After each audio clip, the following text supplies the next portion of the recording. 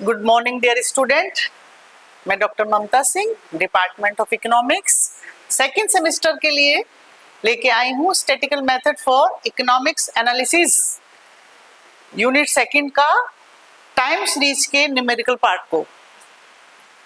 आपने theoretical part कल समझा था, आज हम न्यूमेरिकल पार्ट को समझेंगे। प्रवृत्ति मापने की विधियां। काल श्रृंखला में प्रवृत्ति ज्ञात करने की मुख्य विधियां हैं ग्राफिक विधि, अर्ध औसत विधि जिसे सेमी एवरेज मेथड कहते हैं, चल औसत विधि जिसे मूविंग एवरेज मेथड कहते हैं, न्यूनतम वर्ग विधि मेथड ऑफ लीस्ट स्क्वायर।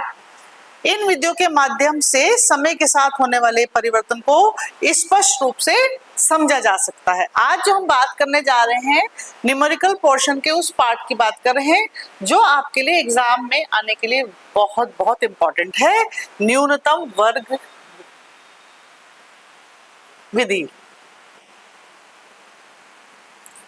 न्यूनतम वर्ग विधि मेथड ऑफ लीस्ट स्क्वायर के नाम से आपको ये सम मिलेगा। काल श्रृंखला टाइम सीरीज के विश्लेषण में मेथड ऑफ लीस्ट स्क्वायर का उपयोग किसके लिए होता है? देखिए इसमें जो शॉर्ट क्वेश्चन है उसे भी अंडरलाइन करते रहिए। दीर्घकालीन प्रवृत्ति ट्रेंड ज्ञात करने के लिए, दीर्घकाल प्रवृत्ति जिसे हम ट्रेंड कहते हैं ज्ञात करने के लिए किया जाता है। इस विधि में प्रवृत्ति रेखा का समीकरण सामान्यतः y बराबर a प्लस बी एक्स होता है, जहां a बराबर कहता है औसत मान ट्रेंड इंटरेक्ट, b प्रवृत्ति की दर स्लोप। अब आपका प्रश्न कैसा आएगा देखिए, पहले आप प्रश्न को ध्यान से देखिए और फिर आप हमसे सॉल्यूशन की तरफ चलेंगे। सबसे पहले देखिए लिखा है ऑड सीरीज यानी विषम संख्या। विषम आप समझते हो, सम और विषम, विषम संख्या वाली श्रृंखला का उदाहरण। विषम में प्रश्न आपके पास आया है, किसी कंपनी की 5 वर्ष की बिक्री 1000 रुपए में निम्न है। क्वेश्चन बना यहां से, न्यूनतम वर्ग विधि से ट्रेड ज्ञात कीजिए। क्लियर? अब यहाँ वर्ष दिए हुए हैं 2019, 20, 21, 22, 23 और इन वर्षों में जो बिक्री हुई उसे हमने y से शो किया है 20, 24, 26, 30, 32, यानी 2019 में 20 और 20 में 24, 21 में 26, 22 में 30 एंड 23 में 32। इसको हम अब सॉल्यूशन की तरफ लेके चलते हैं। यहाँ हमने सबसे पहले वर्ष कॉपी कर लिया, ईयर यहाँ कॉपी हो गया और y यहाँ कॉपी हो गया। और अब हमें जो स्टेप अगला लेना x। अब x को हम कैसे निकालें? आपके सामने है 1 2 0 1 2, ये आया कहां से? क्लियर? इसका निकालने का तरीका होता है कि जितने हमने ओड की बात करी है तो देखिए ओड 1 2 3 4 5 ईयर हैं, तो ओड के लिए 2 ऊपर की ईयर छोड़ दिए, 2 नीचे के, जो बीच का है इसके सामने हमने लिख दिया 0। अब यदि इसको 2021 को हम 19 में से माइनस करेंगे तो आएगा 2। तो 2 कैसे आया? माइनस का, क्योंकि आपका 19 छोटा है और 21 बड़ा है। तो क्या करना है, फिर इसको इसमें से माइनस किया, आया -1। सेम प्रोसीजर नीचे, चूंकि 22 21 से बड़ा है यहाँ, तो यहाँ क्या आएगा 1 2, यानी ये प्लस, अगर हमने साइन नहीं लगाया तो अंडरस्टूड है वो प्लस का है। क्लियर? तो y यहाँ था, x हमने निकाल लिया और x हमने कैसे निकाला ये समझ लीजिए। 5 ईयर हैं, बीच वाले को हमने 0 कह दिया, 1 2 ऊपर चले गए, 1 2 नीचे चले गए, अक्सर यही आता है। क्लियर? इसमें ज्यादा आपको कंफ्यूज होने की जरूरत नहीं कि जितने ईयर हो उसमें आधे ऊपर छोड़ दीजिए, आधे नीचे छोड़ दीजिए, बीच वाले को 0 कहिए, ऊपर 1 2 3 भी हो सकता है जैसे जैसे ईयर बढ़ते हैं, और 1 2 3 4 नीचे भी हो सकता है, जैसे आप नीचे प्लस के और ऊपर माइनस के। अब एक्स वाई, आपके पास y ऑलरेडी था, x आपने निकाल लिया, एक्स वाई। अब इन दोनों की मल्टीप्लीकेशन 20 इंटू 2 आया 40, साइन कौन सा लगा? माइनस का, जो ऑलरेडी था।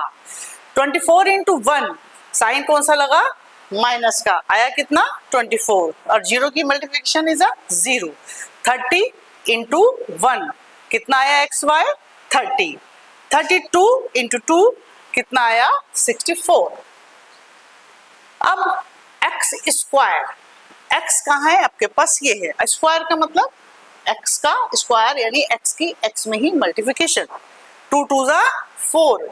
जब भी हम स्क्वायर करते हैं तो हम उसमें साइन नहीं लगाते, क्योंकि minus minus is equal two plus, plus plus is equal two plus, तो यहाँ आकर साइन की वैल्यू खत्म हो जाती है।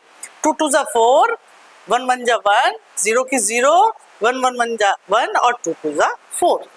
क्लियर? इतना पोर्शन क्लियर। अब हम यहाँ नीचे आते हैं। हमने ये हमारे पास योग है, टोटल है y, ये जिग्मा, इसका जिग्मा का मतलब होता है टोटल करना या योग। जिग्मा y यानी y को यदि आपने सबको प्लस कर लिया तो जो आपका प्लस आया 132, इसको हमने कौन से सिंबल से शो किया? जिग्मा y। x माइनस के 2 + 1 3 प्लस के 1 + 2 3, तो 3 - 3 इज इक्वल टू 0, तो जिग्मा x आया आपके पास 0। अब है एक्स वाई। यहाँ देखने वाली बात है कि कुछ माइनस के हैं, कुछ प्लस के हैं, तो माइनस का टोटल अलग किया और प्लस का टोटल अलग किया और फिर माइनस किया, तो आपका 40 + 24 कितना हो गया? इनको अलग जो टोटल किया हमने तो 64, और यहाँ 30 और 64 इनको प्लस किया और जब माइनस किया तो हमारे पास आया जिग्मा एक्स वाई 30। अब है एक्स स्क्वायर। अब एक्स स्क्वायर को भी हमने टोटल कर लिया, 4 + 1 + 1 + 4, तो जिग्मा एक्स स्क्वायर आया 10। क्लियर? अब हम नेक्स्ट चलते हैं ट्रेंड की तरफ। देखिए बहुत इजी स्टेप्स हैं, ध्यान से समझिए। ट्रेंड में क्या है? y = a + bx। अब a + bx, क्लियर? अब हमें y निकालना है तो हमें a भी चाहिए और b भी चाहिए। क्लियर? तो यहाँ स्टेप 1 हम a कैसे निकालेंगे? a निकालने का फार्मूला है जिग्मा y = n। जिग्मा y हमारे पास 132 और a हमारे पास जो n है वो हमारे पास आया 1 2 3 4 5 यानी 5 या 5। 132 को जब हमने 5 से डिवाइड किया तो आंसर आ गया 226.4। क्लियर? ये तो हमने a निकाल लिया। अब हम b निकालते हैं। b निकालने का फार्मूला है जिग्मा xy अपॉन जिग्मा एक्स स्क्वायर। अब हम ये देखते हैं हमें कहाँ से मिलेगा। ये देखिए जिग्मा एक्स वाई है आपके पास 30 और जिग्मा एक्स स्क्वायर इसका टोटल ये कितना है 10, तो हमने 30 को 10 से डिवाइड किया तो आंसर कितना आएगा 3, यानी a मिला हमें 26.4 और b मिला हमें 3। अब ट्रेंड की इक्वेशन कैसे बनेगी? यहाँ आ जाइए। यहाँ हमने पहले a की वैल्यू रखी है। देखिए a है ना 26.4, तो हमने लिख दिया 26.4 + 3। 3 कहाँ से लिया? b की वैल्यू। b कौन सी वैल्यू? ये, ठीक है, ये b की वैल्यू आ गई। ऊपर से नीचे तक देखिए 3 3 3 3 3 या a और ये प्लस प्लस प्लस, ये प्लस कहाँ से आया? हमारी समीकरण से y = a + bx। अब x कहाँ है? x आपका ये है -1 -2 +1 +2, तो इसको हमने ये ब्रैकेट में इस तरह से शो कर दिया। माइनस का ब्रैकेट में किया है और प्लस को इसको हमने सिंपल समझाने के लिए ऐसे लिखा है।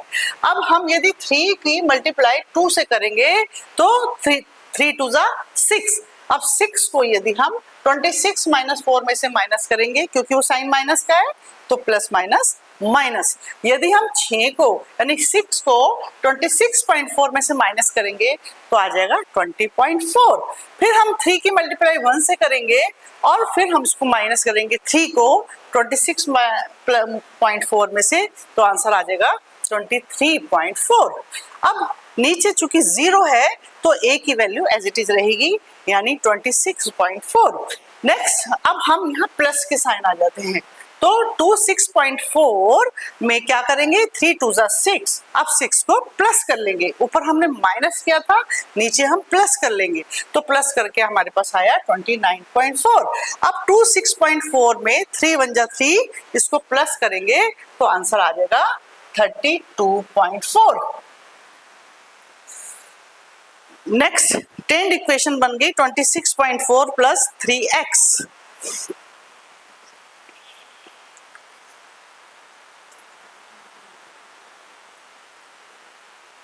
अब यदि हमारे पास y और yc आ गया तो हम इसे ग्राफिक रूप में कैसे करें? देखिए आपको लग रहा है कि ग्राफ कितना मुश्किल सा नजर आ रहा है। देखिए एक्चुअल क्या y और ट्रेंड क्या yc। वापस हम आते हैं आपको समझाने के लिए।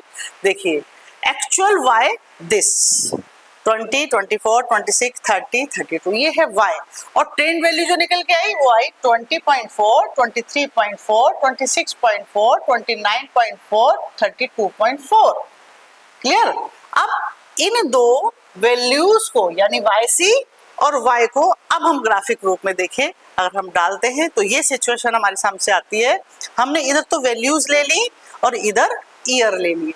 वैल्यूज लेने के लिए आप कोई भी गैप ले सकते हो ग्राफ बनाते समय, 5 का 10 का, किसी कोई भी एक एवरेज आप एक ग्राफिक मेजरमेंट ले सकते हो, और फिर आपको 2019 में यानी 2019 में आपका कितना था 20, और फिर उसके बाद धीरे धीरे बढ़ रहा है। तो ये दो लाइनें शो कर रही हैं ब्लू एंड रेड। जो ब्लू है वो है एक्चुअल वाई जो आपको गिवन था, और ट्रेंड वैल्यू yc जो ऑरेंज रूप में आपके सामने जा रही है वो yc, उस पर हम ग्राफिक प्रेजेंटेशन भी कर सकते हैं। Even series. अब आ जाइए सम संख्या पर, वो हमने ओड पे सीखा, अब हम सम संख्या पर सीखते हैं कि हम कैसे ट्रेंड वैल्यू निकालते हैं। देखिए वर्ष है 2019, 20, 21, 22 और आपका प्रोडक्शन है 40, 50, 16, 70।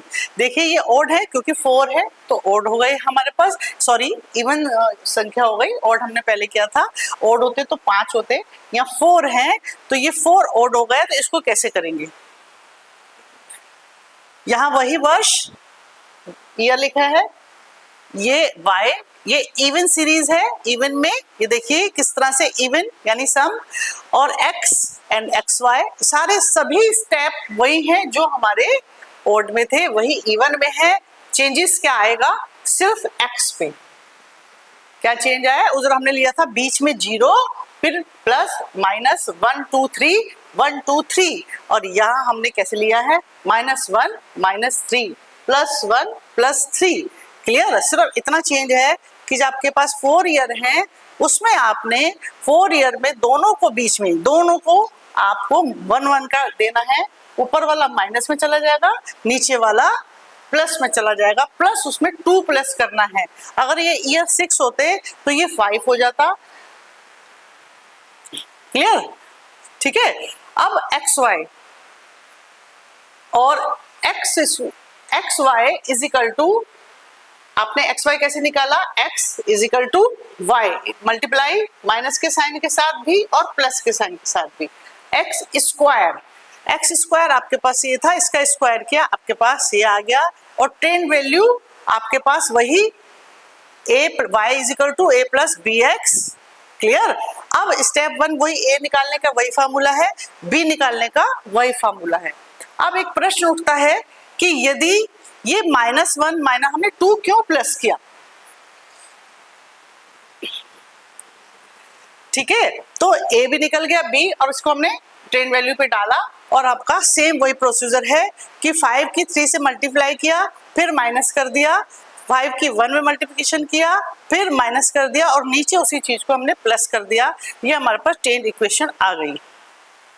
अब है आपके कुछ कंपटीशन एग्जाम्स में इस चैप्टर में से कौन से एमसीक्यू आ सकते हैं, उनको मैंने आपके सामने रखने की कोशिश की है। ये आपके बहुत यूजफुल है, इसे आप पर्सनली नोट कीजिए। टाइम सीरीज का मुख्य उद्देश्य क्या है, ये अक्सर क्वेश्चन आ जाते हैं कि उसका मुख्य उद्देश्य क्या है। 4 ऑब्जेक्टिव मैंने आपको दिए हैं एमसीक्यू की फॉर्म में, आपको इसमें करेक्ट आंसर है भविष्यवाणी ज्ञात करना, क्योंकि आप ट्रेंड वैल्यू का मेन उद्देश्य होता है भविष्य के लिए अनुमान लगाना।